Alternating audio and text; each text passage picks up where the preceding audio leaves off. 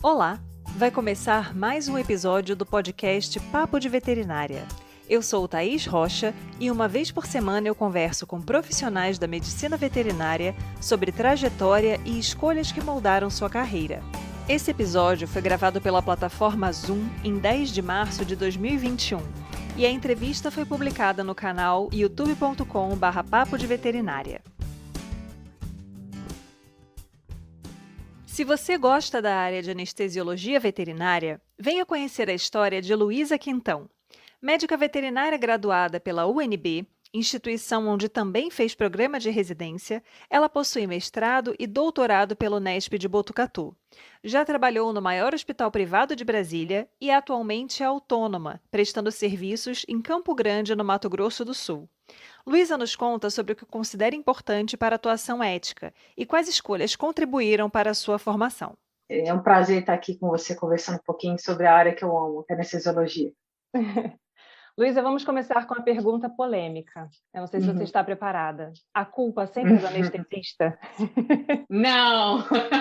Ou essa piada A gente sempre leva a culpa, mas nem sempre é nossa culpa. Mas o peso é grande. Então, assim, para você ser anestesiologista, você tem que ter um pouquinho de sangue de barata, assim, e muita responsabilidade. Então, a tendência é que a pessoa coloque a responsabilidade, porque, na verdade, a gente coloca o animal inconsciente, como se ele tivesse morto por alguns minutos e depois a gente voltasse à vida. Então, a responsabilidade é muito grande e as pessoas falam, aconteceu isso, tinha que ser o anestesista. Nunca é o cirurgião, muito menos o clínico. Pois é o estigma que a anestesiologia carrega um pouco. Que todas as áreas têm um certo estigma. A clínica tem o conflito com a cirurgia, cada um puxando a sardinha para o seu lado. E a anestesiologia é a piada do tio do pavê. A culpa é do anestesista. Antigamente a mortalidade e a morbidade eram maiores. Hoje diminuiu muito, então essa culpa tem diminuído também, porque os animais têm morrido menos, assim, os cuidados, os exames pré-operatórios, tudo aquele cuidado no pós-operatório. A maioria das mortes acontece no pós-operatório, então tem diminuído essa culpa.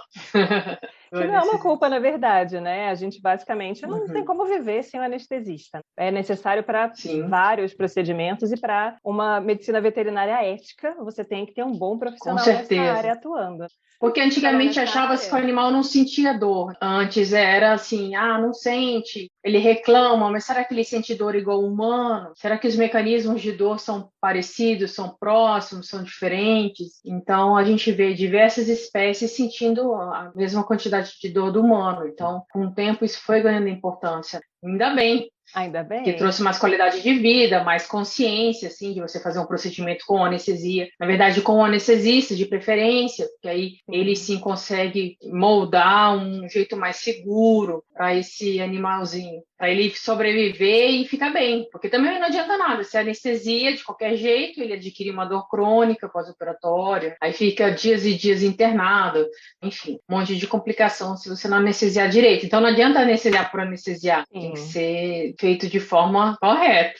E é uma especialidade, então é uma prática que o ideal é que seja feito por alguém que tem um aprofundamento maior na área, porque existe todo um preparo, não é só ir lá e administrar um fármaco. Não. Tem todo o monitoramento, todos os prós e contras, estabelecimento do protocolo, então tem muitos aspectos importantes aí. A pessoa que trabalha na área tem muito mais preparo para conduzir essas situações. Às vezes o tutor pergunta assim, como é que é a anestesia? Você vai só injetar e vai embora? Eu falei, não, essa anestesia ficou no passado. A gente não só injeta uma anestesia no músculo e vai embora. A gente fica junto com o animal, que antigamente era assim, dava uma injeção e estava resolvido.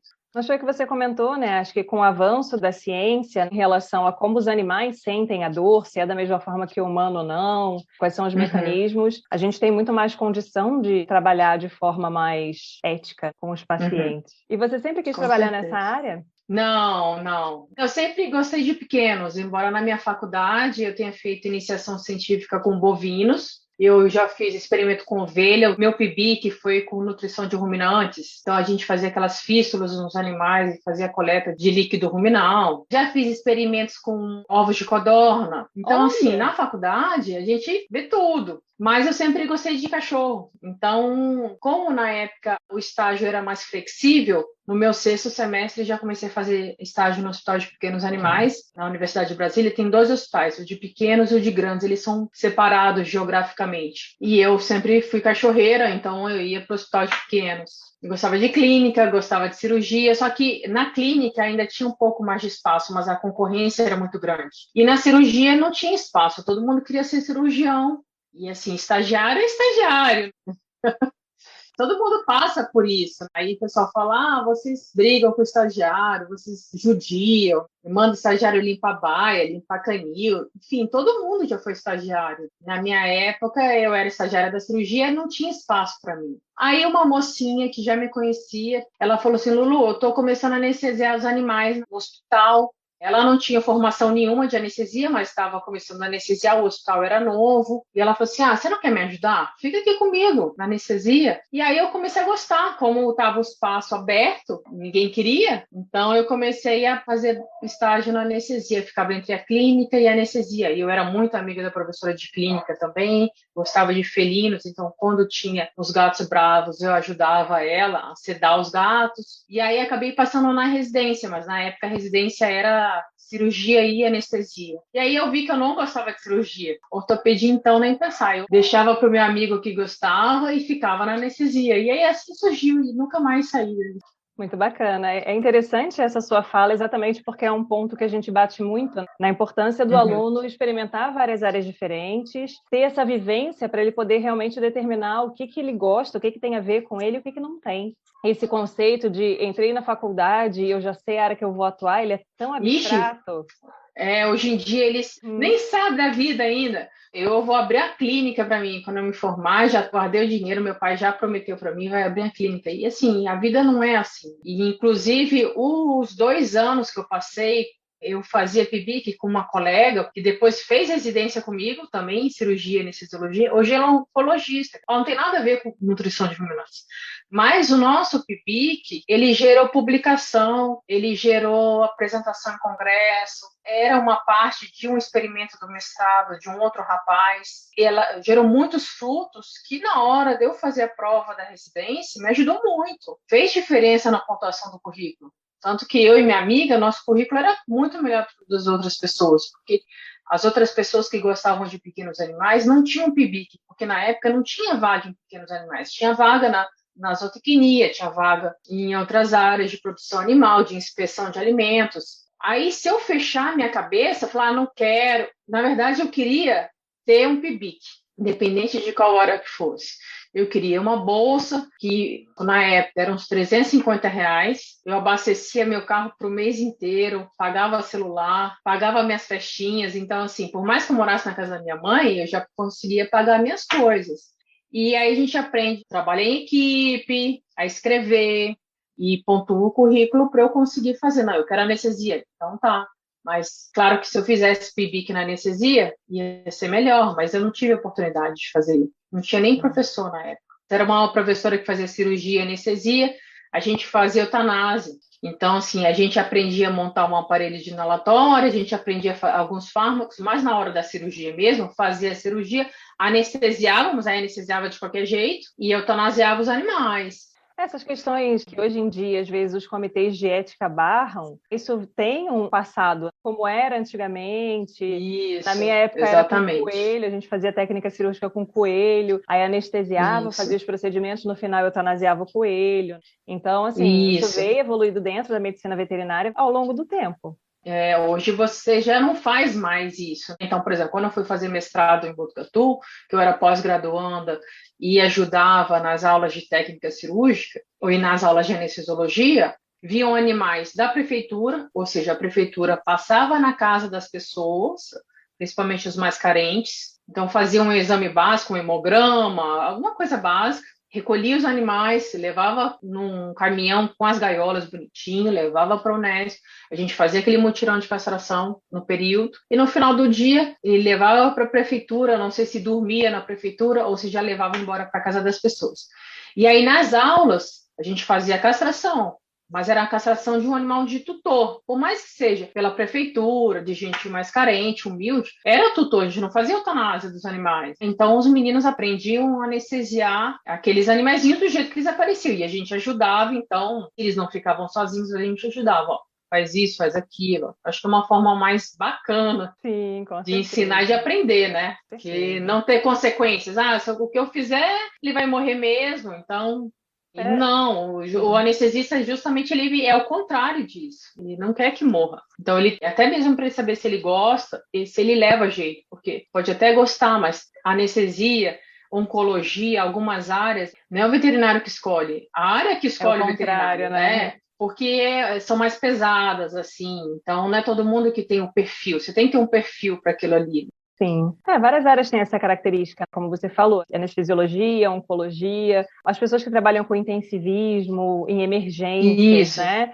O animal para no meio da cirurgia, o que você vai fazer? Raciocínio, praticidade. Vai lá, bombeia, entuba, e a pessoa paralisada. Exatamente. E ele fez veterinária igual, ele fez aula de anatomia igual, tudo, mas a veterinária é tão ampla que, assim, dá para cada um escolher de acordo com as características pessoais, né? É porque fica aquela ansiedade de falar assim, o que eu vou escolher, o que eu vou fazer. Assim como na época do vestibular. O que eu vou fazer? E aí eles são muito imaturos ainda para escolher o que vai fazer. Existe muito essa sensação de que essa escolha é definitiva, né? E às vezes eu escuto alunos falando, nossa, mas eu dediquei tanto, eu fiz tantos estágios nessa área, e chegou no final, tive contato com uma disciplina, e aí falei, nossa, que bacana, também gosto, e aí, para que lado eu corro? Então, assim, as pessoas não precisam também se engessar naquele preconceito da área que ela queria trabalhar. Porque o estágio também ele não ensina só a técnica, ele vai te ensinar a ser pontual, a respeitar o dono do cachorro, do gato, a saber falar. Então, assim, eu sou anestesista, eu não sou clínica. Teoricamente, não era nem para ele me ver. Aí eu faço uma consulta pré-anestésica, eu converso. Então, essa assistência emocional, para eles faz toda a diferença, porque anestesista é o culpado. O problema não é a biópsia hepática e o fígado sangrar. O problema é a anestesia, entendeu? O conversar com a pessoa faz toda a diferença. Falar, não, eu conheci o anestesista, eu conversei com ela. Então, essas coisas você aprende no estágio também, né? Sim.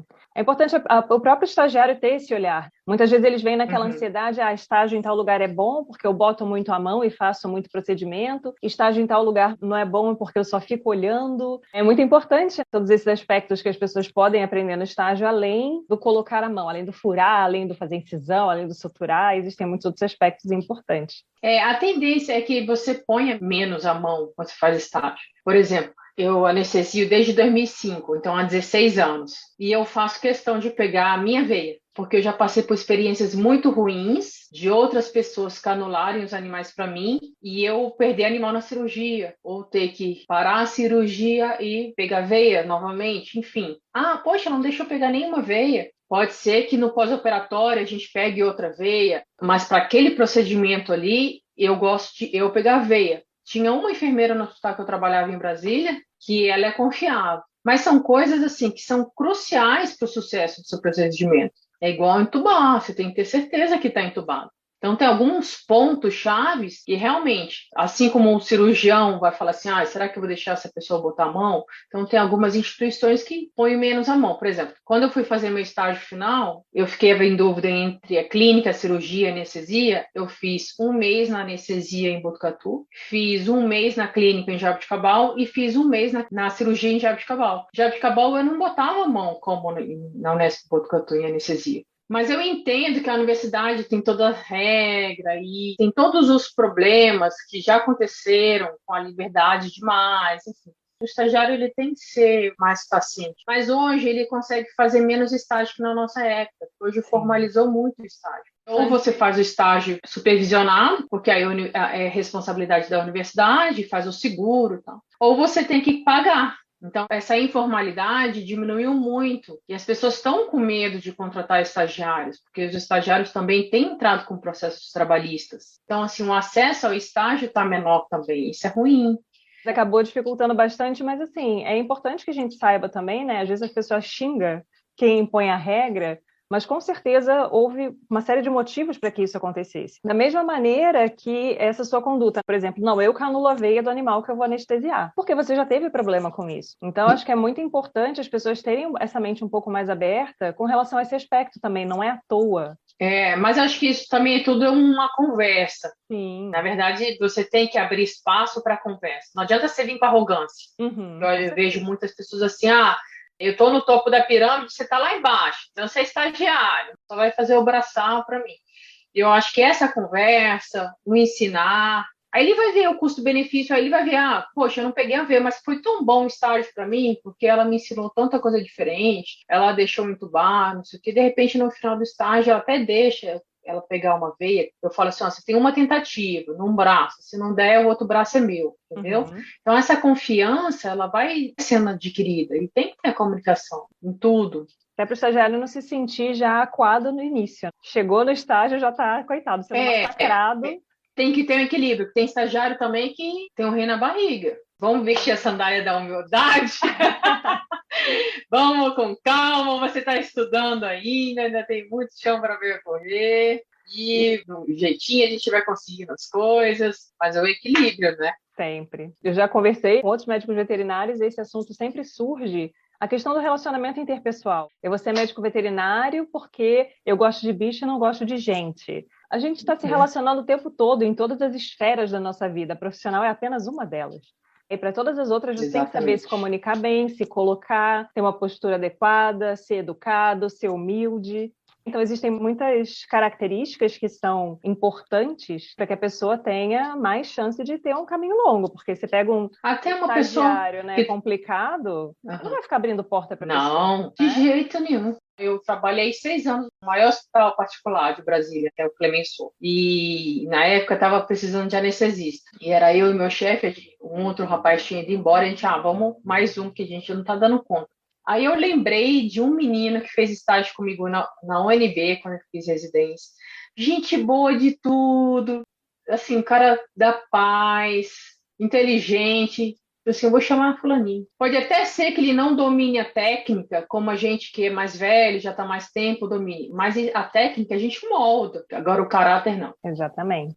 A pessoa tóxica para estragar a harmonia da equipe, essa parte pessoal que precisa ser desenvolvida também no estágio, até mesmo assim, o perfil da pessoa, são pontos que pesam bastante depois de formado, conseguir um emprego. Sim, eu ia te perguntar essa questão de mercado, de rotina, como é que é, na sua experiência, né? A gente não está falando por todos os anestesistas veterinários do Brasil, mas, assim, o que é necessário, além das questões interpessoais que você comentou, além do conhecimento técnico, para você ser bem-sucedido na área, ter um bom desempenho?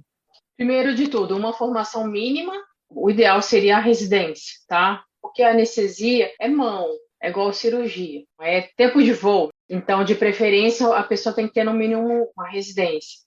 Eu não tive possibilidade de fazer residência. Realmente, não tem vaga para residência para todo mundo. Eu fiz uma especialização, lato sensus, mas eu trabalhei muito tempo numa clínica que tem um anestesista lá muito bom, ele me ensinou muita coisa. Então, assim, o que importa é você ter a teoria e a prática, pelo menos 2 anos intensos, para aí você começar a trabalhar. Aí depende. Por exemplo, eu já tive experiência de trabalhar na universidade, já tive experiência de trabalhar em um hospital fixo, que é mais fácil. Aí você chega lá só com o seu esteto, o seu pijama, e aí faz anestesias do dia, tem os aparelhos todos na clínica, o hospital é todo montado, e tem o volante, que muita gente faz isso, que a pessoa ela roda nas clínicas, chega nas clínicas, tem tudo, e tem um volante que você tem que levar tudo. Então, assim, uma coisa importante hoje é a pessoa ter transporte. Infelizmente, a não ser que você trabalhe perto da sua casa ou que você trabalhe no hospital fixo, aí você pega um ônibus todo dia. Mas se você for volante, ou se você trabalhar em vários lugares diferentes, que é o que a maioria faz, você tem que ter transporte. E a questão dos aparelhos e da facilidade de adquirir isso varia muito. O ideal é a clínica ter tudo e você só ir lá anestesiar. Ou você é seu e está na clínica para o seu uso,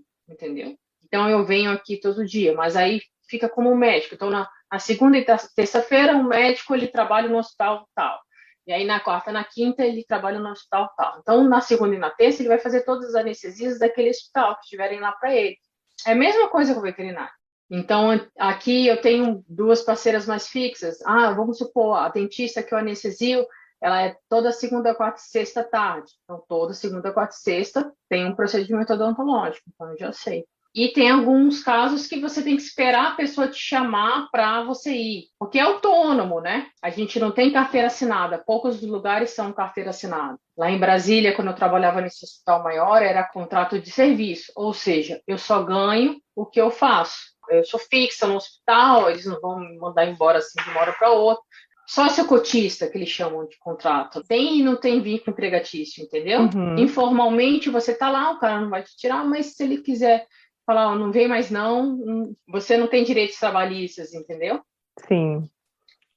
E aí, para você, porque você saiu de Brasília e foi para o Mato Grosso do Sul, né? Essa questão de mudança de mercado fez muita diferença para você? Foi complicado se Muita. Numa outra localidade, uma outra realidade? Muito. Porque eu sou da 8ª turma de veterinária da UNB e sou da 2ª turma de residência da UNB. E a UNB era o único lugar que tinha residência em Brasília. Na verdade, eu fui a primeira anestesista residente na anestesia, porque os 2 meninos da primeira turma gostam de cirurgia e oftalmologia. E a minha parceira gosta de oncologista. Então, teoricamente, eu fui a primeira residente da UNB, de Brasília. Então, quando eu saí da residência, eu tinha um monte de proposta. Eu falei, não quero ficar aqui, não. Vou para Botucatu fazer o mestrado. Meu projeto tinha bolsa e tal, então, querendo ou não tem um mercado para conquistar. Mas quando eu voltei para Brasília, 2 anos depois, a cidade estava completamente diferente. Ainda tinha espaço para mim, mas estava completamente diferente. Quem me ajudou muito foi um professor que trabalhava nesse hospital e que foi meu professor da residência. A gente estudava muito bem, que é o Dr. Richard, que inclusive era presidente do Colégio Brasileiro de Cirurgia. Mas eu cheguei de Botucatu para Brasília e falei, meu Deus, não tem emprego para mim. O que eu vou fazer? E uma ansiedade muito grande, porque você está só no meio universitário, você vai para o mercado de trabalho, é completamente diferente. Acabou que deu certo. Quando eu saí de Brasília, que eu fiquei 5 anos e meio, quase 6 anos nesse hospital, e vim para Campo Grande, eu vim por um motivo pessoal, porque eu arrumei um marido aqui, eu comecei do zero de novo. Então, novamente um recomeço. E toda vez que você recomeça, você já vai ganhando know-how. Então, eu tenho certeza, por exemplo, se eu me mudar novamente, o meu recomeço vai ser mais fácil do que o primeiro recomeço que eu tive quando eu voltei de Botucatu para Brasília. Então, naquela época, eu tinha uns medos que hoje eu já não tenho mais. E eu tenho certeza que se eu me mudar, se um dia acontecer isso, eu vou encarar de outra maneira. É aquele negócio, a árvore está quietinha, o vento vem. Tem que dar aquela desestabilizada, porque também faz parte do próprio crescimento, né? Você faz Exatamente, a vida é assim, muito dinâmica. Você não vai fincar a raiz num lugar e ficar lá ad eterno. Quando eu fazia residência, eu falava, meu sonho é ficar aqui na residência para sempre. Porque era a casa dos meus amigos, os professores gostavam de mim, o hospital era do lado da casa da minha mãe. Olha que vida boa. É claro que eu queria ficar na residência para sempre. Quando eu fui para Botucatu, aí já vai viver de bolsa. Então, assim, a bolsa tem que dar. Você está longe de casa, está morando sozinha, então você tem um crescimento pessoal muito grande. Todo crescimento pessoal ele vem atrelado a uma certa dose de estresse e sofrimento, né? Total. Inclusive, 4 meses antes de eu sair do hospital para vir para Campo Grande, eu ia virar chefe, porque meu chefe tinha saído. O pessoal falou, você é louca, você vai largar o emprego, você vai largar tudo para ir para outra cidade, para casar. E aí cheguei aqui, comi o pão que já amassou. A cidade ela é menor, tem menos clínicas grandes, porque Brasília, o quadradinho que a gente chama, tem 4 milhões de pessoas. Aqui, o estado inteiro do Mato Grosso do Sul são 2 milhões e 200. Então, foi uma mudança drástica. Aí eu cheguei aqui, dei 2 anos de aula em clínica. Foi muito bom, porque eu estudei muito. Eu falo que todo anestesista tem que estudar muito clínica, porque aí eu já consigo argumentar mais com o clínico. E aí, eu não me adaptei à universidade, nem a universidade a mim. Eles me acharam muito rigorosa. Eu falava demais, a universidade particular. E aí, então, eu fui para o volante. Então, tem que ter uma organização, senão você pira. E a gente também não pode ficar esperando alguém que mostre o caminho. Você já tem uma Não mesmo. bagagem, nem que seja da sua vida pessoal, às vezes você é recém-formado, não tem bagagem profissional. Ok, mas você é um indivíduo, você é um ser vivente há 20 e poucos anos, então você já tem alguma ideia de como as coisas funcionam. Então vai atrás, traça uma meta e vai embora. Não, e deixa claro assim, você está no lugar para acrescentar. O que que eu posso fazer por você? Ah, eu preciso resolver o problema desse cachorro. Muito bem, então vamos fazer isso, vamos fazer aquilo. Eu estou aqui para te servir. Ah, eu não sou menos. Não é isso. Não estou falando para ninguém ser submisso a ninguém, ou ao dono da clínica, ao cirurgião, nem nada, não. Mas você mostrar o quanto que você acrescenta. Aí, a partir do momento que você acrescenta, fala, poxa, essa pessoa fez total diferença no meu dia. Então, eu vou querer mais dias ao lado dela. Então, na próxima anestesia, como ela segurou a minha onda, o cachorro estava malzão e o cachorro saiu super bem e ela segurou minha onda, ela trouxe alegria no meu dia, eu tenho certeza que eu vou chamá-la. Então, a fidelização, independente da área. Porque a vida é isso, é resolução de problemas, gente. Sim, o tempo inteiro, né? Em todos os aspectos. E a anestesista é para resolver um problema. O cachorro está doente. Exceção de castração, e mesmo assim é uma resolução de problema, porque é um controle populacional. Então, querendo ou não, você tem essa parte social também do controle populacional, campanha de castração, você ajuda uma organização não governamental, tem essa parte social toda que você tem que fazer, não é só ganhar dinheiro também, você tem que dar uma ajudada, né? Sim. Mas você está ali para resolver o problema. Foi o que você falou, né? Foi muito bem colocado. Todo mundo precisa contribuir de alguma forma. O seu papel tem que ser sempre de acrescentar. Toda pessoa que subtrai vai ser, muito em breve, substituída por uma que a gente, às vezes, prefere trocar o certo da pessoa que atrapalha lá o andamento das coisas pelo duvidoso. Essa pessoa que eu não conheço, mas vai que... Você estava falando do intensivismo, né? Normalmente, quem que fica no intensivista? O anestesista, ou o clínico, ou o cirurgião, mas na maioria das vezes o anestesista.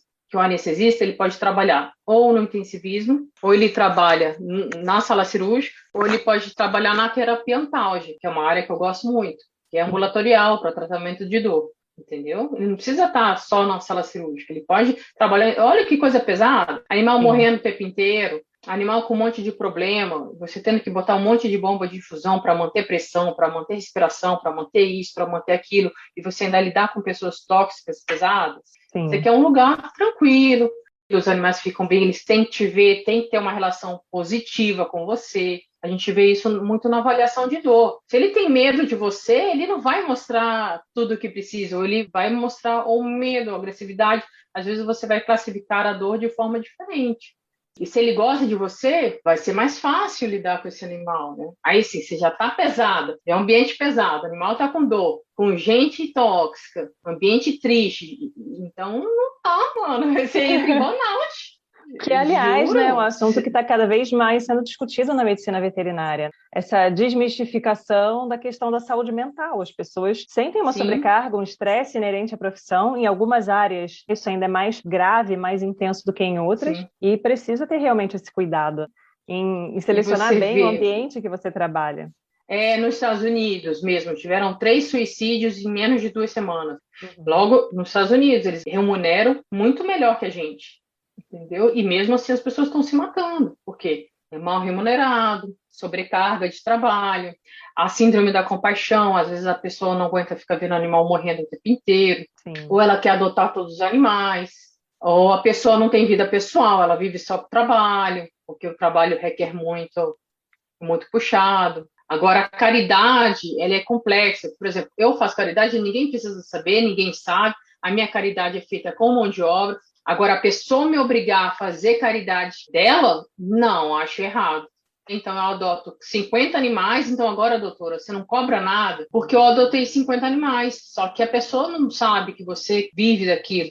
Então, assim, você até ajuda, pode ajudar, mas às vezes, até quando você ajuda, a pessoa acha ruim. Então, você ajuda, você já dá descontos, você já melhora a facilidade de pagamento e ela Fala, olha que mercenário. E é bem complicado porque isso acaba pesando contra o psicológico do médico veterinário. Então é bem importante focar nessa questão. Assim como né? tem protetores muito bacanas. Eu tenho 2 amigas em Brasília muito bacanas, muito éticas. Então dá gosto de ajudá-las. Porque eu sei que tudo que elas fazem é com muito amor, mas sem sensacionalismo. Então Sim. você vê algumas pessoas famosas, são muito sensacionalistas. Sim. Ganham em cima daquela bagunça ali. E os veterinários querem trabalhar, só isso. Eu acho que a gente cai muito naquela questão do histórico que a gente discutiu, da mesma forma que tem a questão do estagiário folgado, que você já, às vezes, já fica meio ressabiado com todos os que chegam. Às vezes, o médico veterinário já ajudou tanta gente, já fez por tantas instituições e já tomou tanto na cabeça que a pessoa não quer mais, a pessoa não é obrigada a passar por esse estresse. A própria maturidade profissional que a gente vai adquirindo com o tempo também vai nos deixando mais confortáveis para dizer, olha, é caridade, beleza, é maravilhoso, gostaria muito, mas isso aqui dá para mim, isso aqui não dá, eu vou me propor a fazer esse determinado procedimento, aquele ali não, e é isso, não se deixar influenciar tanto por essas questões externas aí, porque acaba sendo muito pesado e para quem é mais jovem, para quem é menos experiente, a pessoa tem aquela ânsia de ajudar de maneira desenfreada e acaba perdendo um pouco esse filtro. Inclusive, assume certas bandeiras que eu falo, minha filha, você é recém-formada, não era para você estar puxando essa bandeira, você está pedindo para ser pobre. Porque ela tem que pensar também que ela tem que ser bem-sucedida. Todo mundo tem que ser bem-sucedido, ganhar dinheiro, enfim. Você assumir que tem uma profissão que você ama muito e que você se sente muito motivado para fazer aquilo, não implica necessariamente que você tem que gostar de não ganhar dinheiro com aquilo, que você não pode ter a sua ambição. Boa parte da nossa vida a gente dedica ao trabalho, então não vai ter o retorno na proporção do que você dedicou.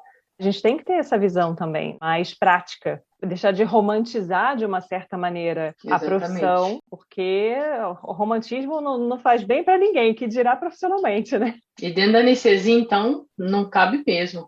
Eu não posso ser realista e prático e ter carinho, amor e dedicação ao que eu faço. A pessoa não tem que ser fria de forma completa, tem que achar o equilíbrio aí, é uma coisa de tentativa e erro. Né? Todo dia é um aprendizado. Luísa, adorei o papo com você. Muito obrigada. Eu não vou nem te pedir para fazer um resumo das sugestões e tal, para as pessoas que querem trabalhar na área, porque eu acho que você já falou tanta coisa bacana, questões que são importantes, né? Inclusive as pessoais. Então, é interessante que os estudantes tenham essa visão também de saber que o técnico você vai aprender com a prática, com o tempo. O técnico, existe uma curva de aprendizagem. Não adianta você se formar e já querer estar lá em cima. Então, você vai acumulando o conhecimento. Mas o que eu mais falo agora é seja legal. Exatamente. Seja aberto. E aí os espaços com certeza vão ser abertos com mais facilidade. Com certeza. Muito obrigada, Luísa, pela sua disposição. Obrigada pelo convite. Espero que ajude a iluminar um pouco. Este foi o Papo de Veterinária. Obrigada por ficar conosco até aqui. E não esqueça de compartilhar com seus colegas que também gostariam de saber mais sobre a profissão. Toda quarta-feira temos vídeos novos no youtube.com/papo de veterinária. E às segundas-feiras estarei aqui com vocês para mais um episódio. Até lá!